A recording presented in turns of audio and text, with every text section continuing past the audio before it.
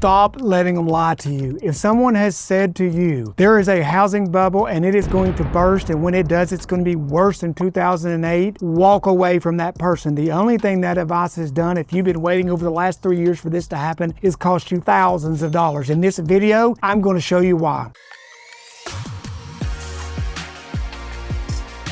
My name is Todd Jewell. I've been a real estate agent for 15 years. I was a banker for years before that, previous to right before the 2008 crash. And what I have learned is almost every single person who is screaming crash does not have a real estate license. They've never been in real estate. They weren't around in 2008. Some of them weren't around because they weren't even old enough to understand what was going on back then. But the reality of it is they may be a financial expert. They may be a great expert in many, many things, but they do not understand or do not want to acknowledge what's driving this real estate market and the significant difference in this market and 2008. And if you haven't already subscribed, click that bell below so you can be the first notified of all of our new videos. Make sure and subscribe and give us a thumbs up. We'd love to hear from you, okay? So to begin to understand what's going on to today's real estate market and why there is not a real estate bubble, we have to go back and understand a little bit about what happened in the last crash. So in 2008, the real estate crash had its origins in subprime mortgages that began back in 1999 with a great idea that was very poorly executed by the federal government. Subprime mortgages are loans that are made to people who would not traditionally qualify to buy a home with a traditional mortgage product. What does that mean? It means they have less than perfect credit, or maybe they have pretty poor credit. It means that they're not going to have the cash reserves that they needed in the bank in case something happens. You lose a job for a short period of time, or you have a major issue at your home. You got to replace the central heat and air system or a roof or something like that. They may not have been on the job as long as would traditionally have been required. This subprime mortgage began with the federal government-backed lender called the Federal National Mortgage Association, known as Fannie Mae, with the idea that homeowners should be made available to everyone, or at least a mortgage should be made available to everyone possibly they could include. And it's a great premise. I would love to see that, but they did it poorly. Most of these folks, when the loans were made, were put on adjustable rate mortgages. Most of the products were adjustable rate. What's that mean? It means as soon as rates went up, their payment went up, right? So there was a 1 year, a 3 year, a 5 year adjustable. Rates go up. These folks were already tight getting in the home. And so what happened was they go up. And so, that being the case, in the fall of 2008, a lot of subprime mortgages and borrowers began to fail. And this is why that's important, because what had happened is the financial institutions had taken all of those loans they'd been making since this program's been in place, and they were selling them off to large commercial investment companies called mortgage-backed securities. And so those had flooded because they had great yield. They had flooded the stock market, and many people had investments in stocks that had holdings in those mortgage-backed securities. And when they started to fail and default, many of those financial and commercial investment companies faltered. They failed. And that threw us into the recession of 2008. Now, listen to me. In 2008, the real estate housing market pulled this country into a recession, and then it got a lot worse. In 2023, the housing market is the best piece of this economy. The housing market is holding up the economy through construction, through jobs, through many things. It is completely the opposite. And I'm going to show you why there's such a difference today. So next, let's look at today's market nationally. So are rising interest rates today a concern? Sure they are. Do we have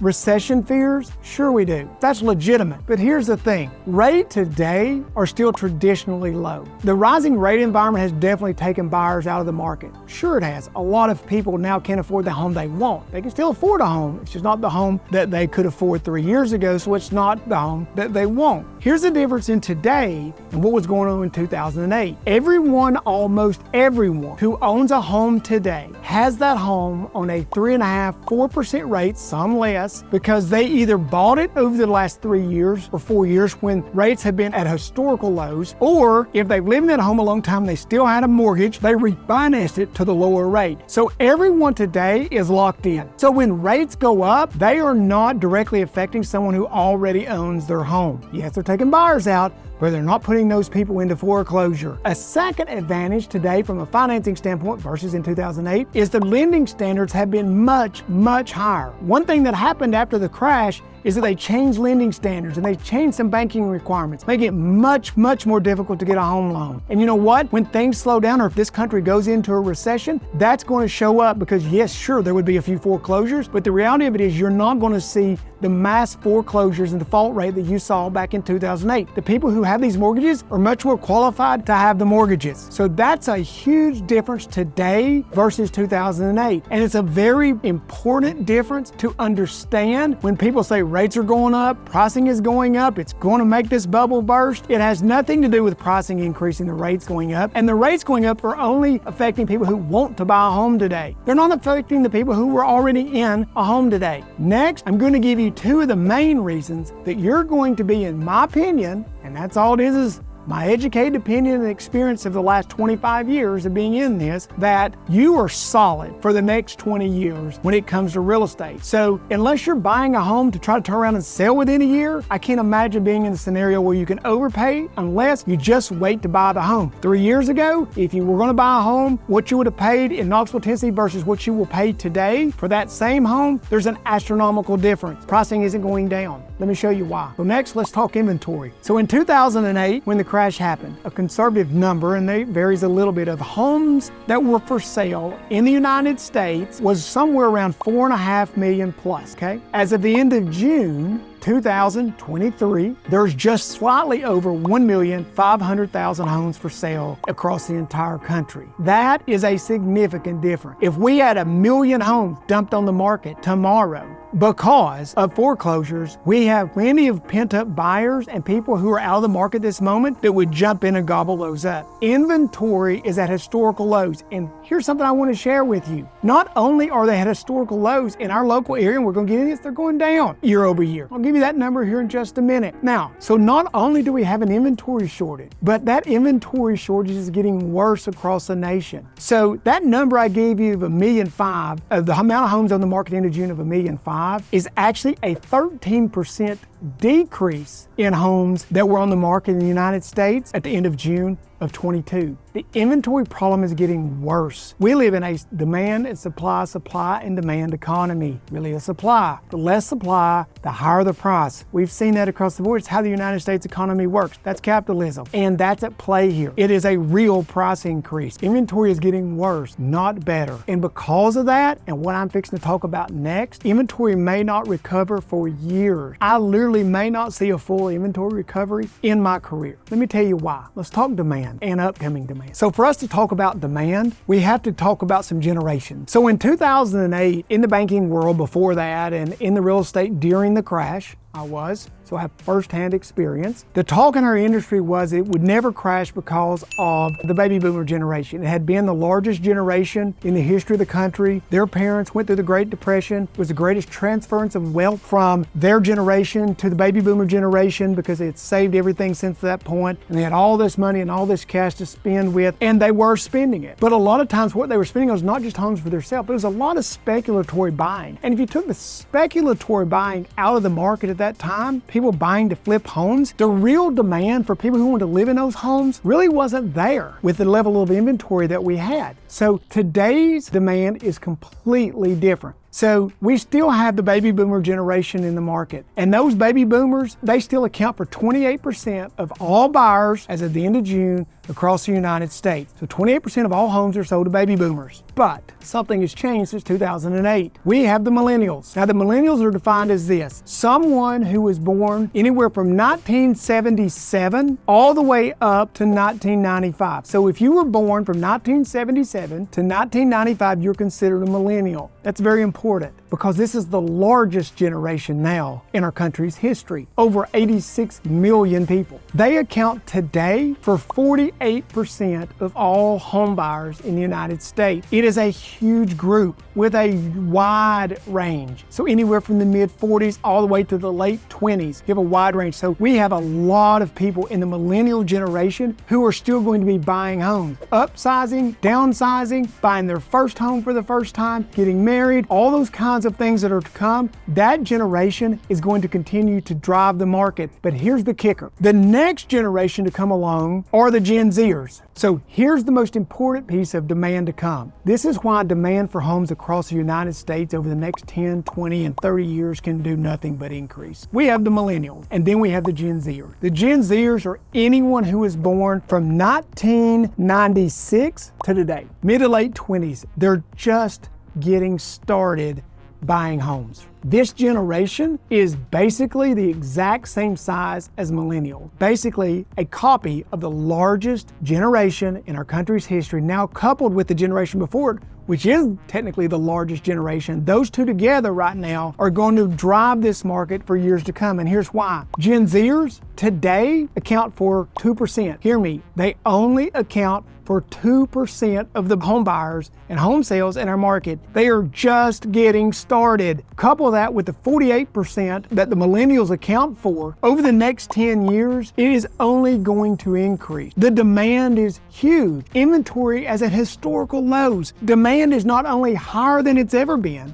but it is set to be even higher as this next generation of our country becomes home buying age and gets into that market. And for them, they're not afraid to buy homes. They haven't been through a collapse yet. They don't have the fear. They've never seen the market go down. I know lots of them, we sell homes to them already, and they have no fear. So listen to me when I say this, demand is solid, and that's across the nation. Sure, there's pockets of places where home prices have dropped. Sure, there are places where it's gone flat. It's slowed, the appreciation has here. We're gonna talk about that. There's areas probably where demand is down. People are moving out of those areas. They're moving to places like Knoxville in the state of Tennessee. They're moving to places like Texas, Florida. Here in the Southeast where taxes are low, cost of living is low, where compared to where they're coming from, and the quality of life is really high. The natural beauty like you see behind me is everywhere. Demand isn't going anywhere. So now let's talk about how that market equates, and let's drill down just a little bit now, and let's talk about the Knoxville market specifically. So Knoxville, Tennessee is very fortunate. We've got videos on that. Please click on them, search them, subscribe so we release new ones, but look through the channel, find these videos on our cost of living, find these videos on our tax situation. We've got a new one coming out soon. Do those kinds of things and look into the state of Tennessee. It's phenomenal when you come to a cost of living compared to other states. Knoxville's in that state.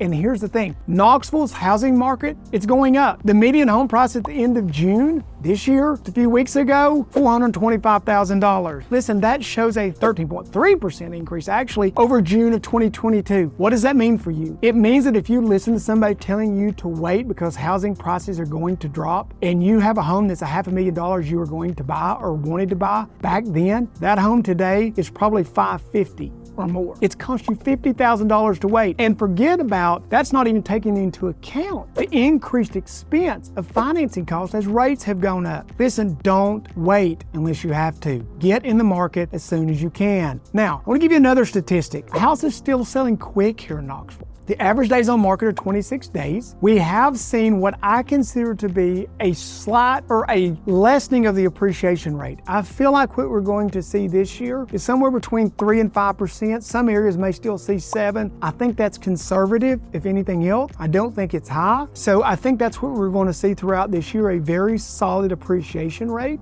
Who knows what rates are going to do? But we see a 26 days on market. If these homes fit certain price categories or they're in certain areas, we see these homes going still within a day. We still see multiple offers, and I hear this all the time. I'm going to wait till rates come down before we buy. Listen, if you can buy a home today, buy the home. You can always refinance the home. But waiting on rates to go down as pricing goes up and inventory is not improving, or actually inventory is worsening, is just not a solid decision.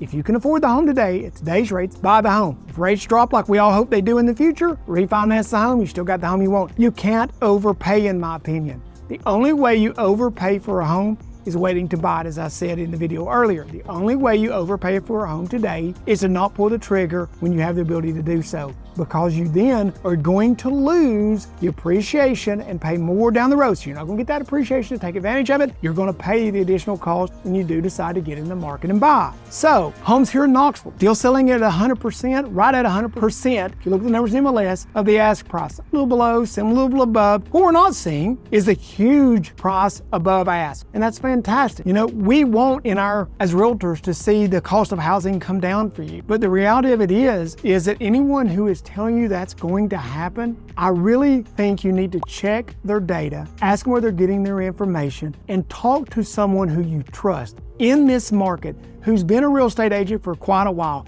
and preferably who has won the last drop in prices, so that they have perspective and they understand where we are today and where we were back then. It's very hard to understand the real estate market completely and what happened if you got into the real estate market once it was already on its way up after the crash, because you haven't known as a real estate agent even anything but a market that just got better and better and better every year. That's just not been the way that it has been before that. And so they say, yeah, well, this can't continue. You need to understand why it crashed then, why it crashes now, and firsthand experience, in my opinion, is the best way to do that. So there you have it. So a fairly comprehensive video, hopefully, on why there is no housing bubble. Why, if you can buy, you need to buy. Now, go do your research. I gave you very few statistics based on what I have. Reach out to me if you want more statistics. If you're considering moving to Knoxville, we would love for you to reach out to us. We would love for you to go ahead and schedule a meeting with us or with me. I would love to be able to give you advice, but at a minimum, find a trusted real estate agent who's been in the market before the crash and after the crash, ever since the crash, and they fully understand the overall market, not just their local market. I hear a lot of local folks keep telling me here, these prices are crazy, they're going up. I understand that, but when compared to the rest of the nation, our pricing is still very affordable. So I hope you enjoyed this video. I would love to have some thumbs up below. I would love to have some comments, suggestions for future videos. If you agree with me, if you disagree with me, put them in the comments below. I'd love to have that conversation with you guys. And until next time, I can't wait to see you around my hometown of Knoxville soon.